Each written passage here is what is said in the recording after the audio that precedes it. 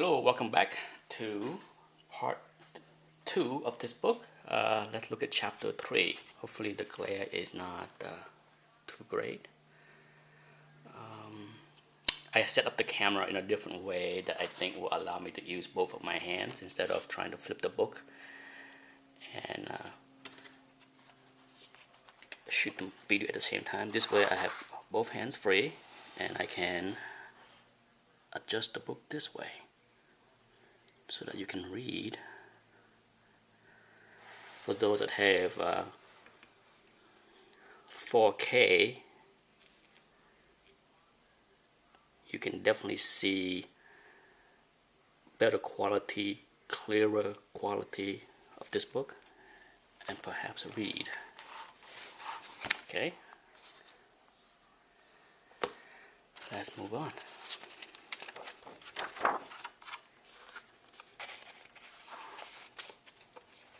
Lots of eye candy, that's one thing about this book. If you can find a cheap copy, grab one because it's worth owning and flipping through, because it's just not me showing you it this way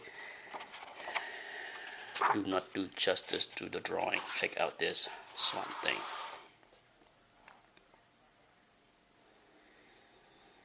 Iconic cover, right, of Swamp Thing 1.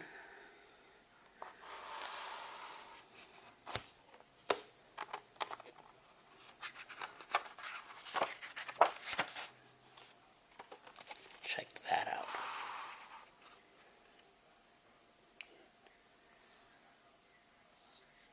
That's beautiful, huh?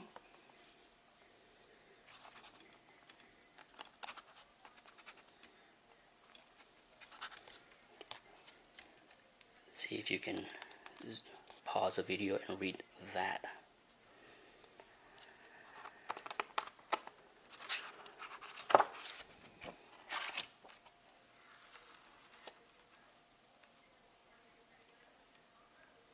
Chapter 3 is mostly about Swamp Thing.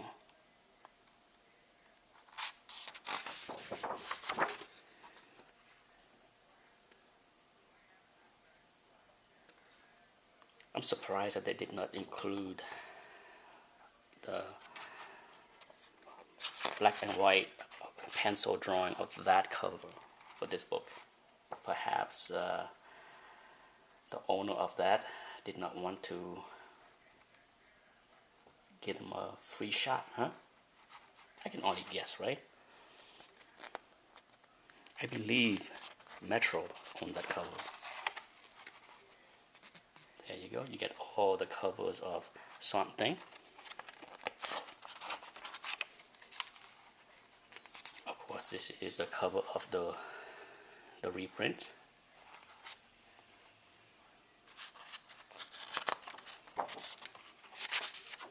Check that out. Oh. Pure eye candy.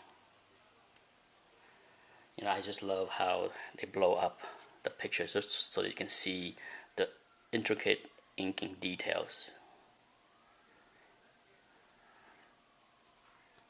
It's beautiful. No doubt in my mind that Wrightson is his own best inker. Okay, there are many great inkers out there, but sometimes some artists should be the one that ink their own work because only they can do it.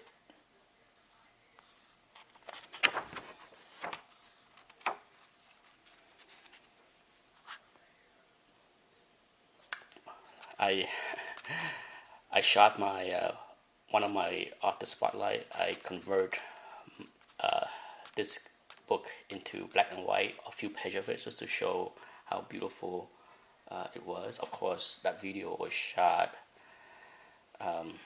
before I come into possession of this book. That's why I didn't have this book. If I had this book 2 years ago, I would have used it.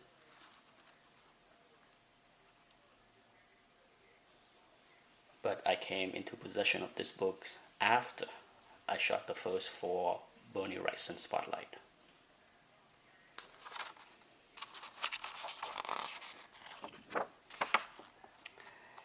Chapter 4, Purple Pictography. Not sure how to pronounce that.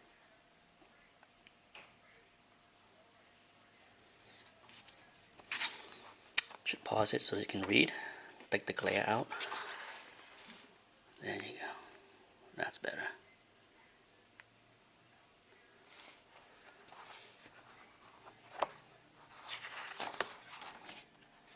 Here you have his work, of course, at Mad and other magazine. I think even Playboy and Hustler.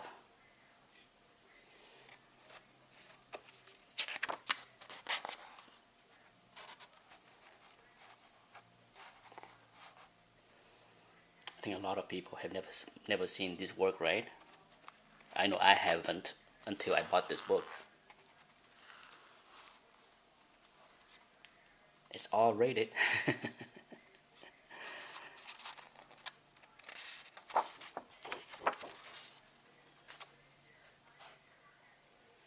It's fun to see another side of Bernie. You know, it's not always horror and monster, okay? This is monster and humor.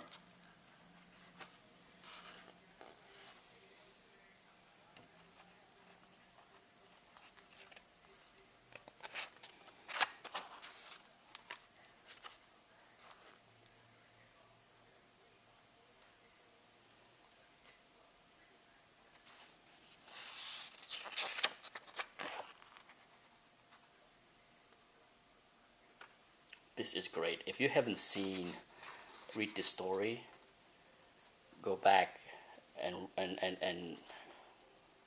watch the video just to see those few pages. It's pretty cool. She bit it off.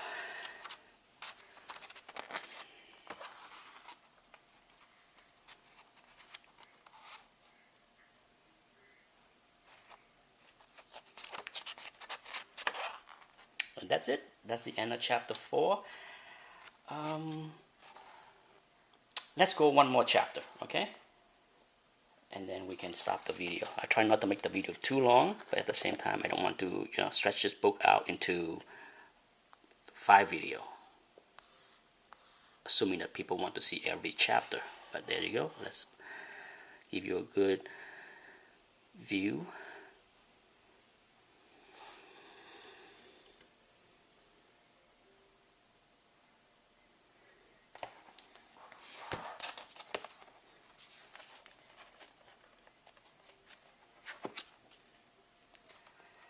Now we're talking. Oh, look at that. Gorgeous.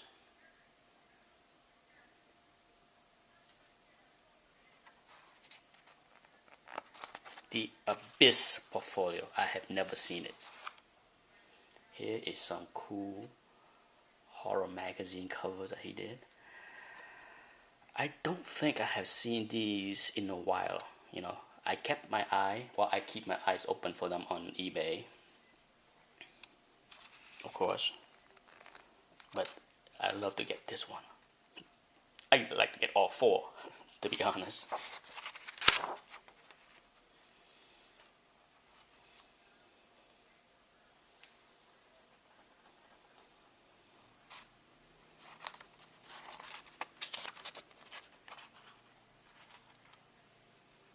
Bedtime Stories. Here we go. Once again, for those that like to read, hopefully I give you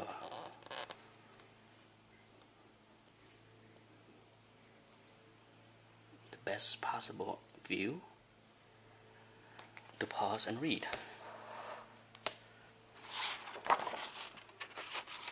Check that out. As much as I enjoyed this, I would love to see the black and white version. Something about black and white and Bernie, it just go hands in hand. The Last Hunters. Check that out.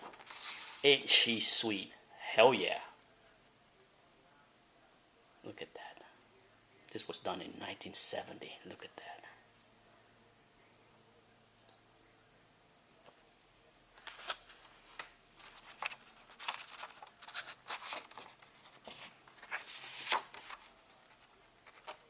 King of the Mountain Man.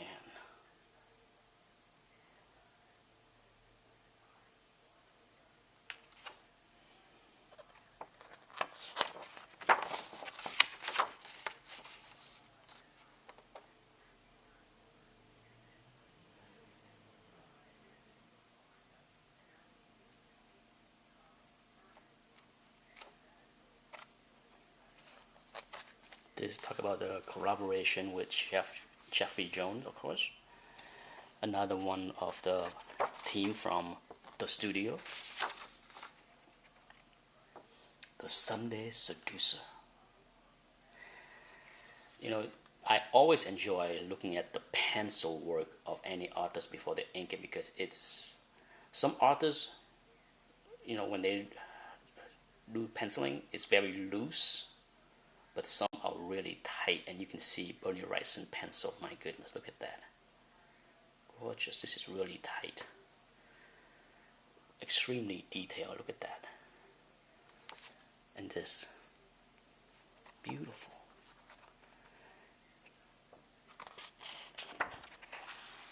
Of course, he does a lot of covers for fantasy books, right? Look at that. Just look at the pencil work here. Just look at the lines, the shape. You know, this kind of scream of Frazetta.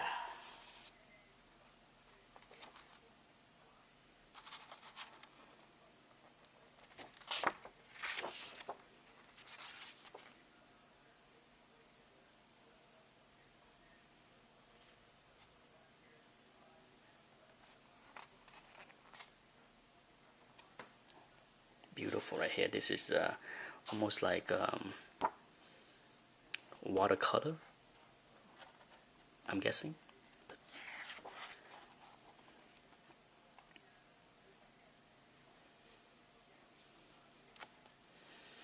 The best part about this book, okay, as you can see now, is that you see a lot of works that you haven't seen before. You know, often when we talk about Bernie Wrightson, most of us are very familiar with Swamp Thing and Frankenstein, okay? But no, not in this book. You get a whole lot more.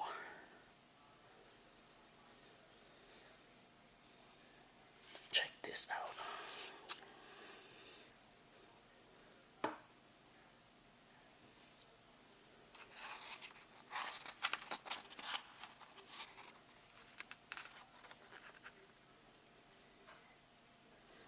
Here is one drawing that, you know, if you show this to any, for most people, they wouldn't recognize that this is a Bernie Wrightson drawing.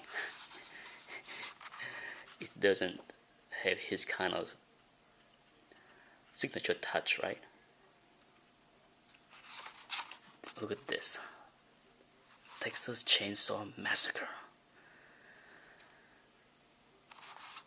Who owned these pieces, right? Who? I'd love to see that piece on eBay one of these days, or heritage auction. Look at that.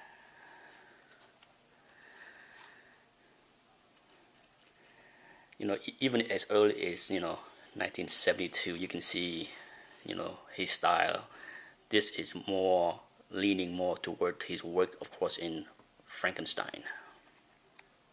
Just beautiful.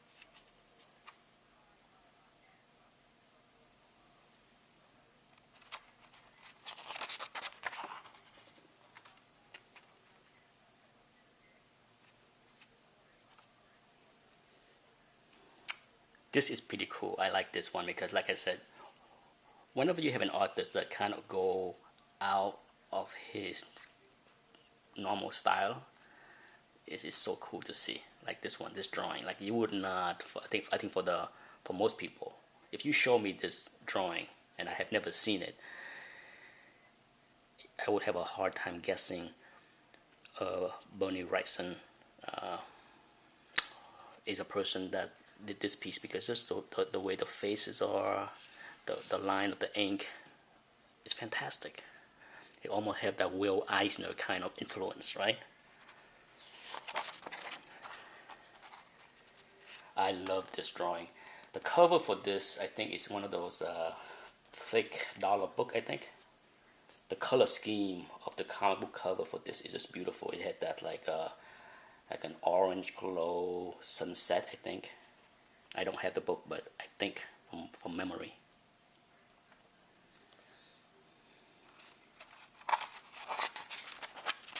And that's it. That's the end of chapter 5. Thank you for watching. Bye-bye.